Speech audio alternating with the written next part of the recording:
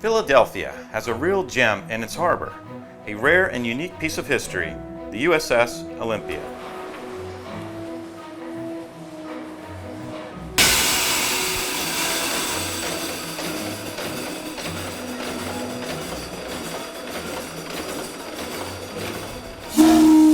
The Olympia is the oldest steel warship in the world.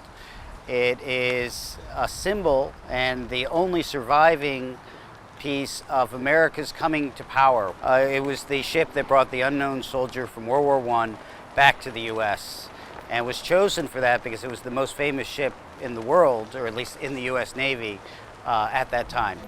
Anyone can go through and tour this amazing ship, but a tour guide will make the tour much more interesting and informative.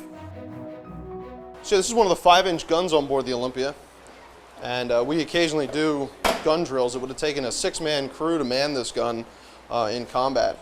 They would load the round in just like that. It would just be a projectile, and then they would follow it up with powder bags. It was just a silk bag full of black powder or smokeless powder, and they would ram it. And that's why this takes a 6-man crew, and then another guy would close it.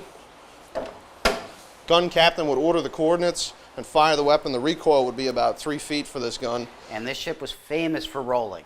As it was out there in the ocean, it rolled all over the place. So all of this furniture would have to be secured, locked away, and then brought out when the ship was either at dock or at anchor or somewhere secure. So as you walk through the threshold of that door into this compartment, you'll notice the entire flavor of the ship changes.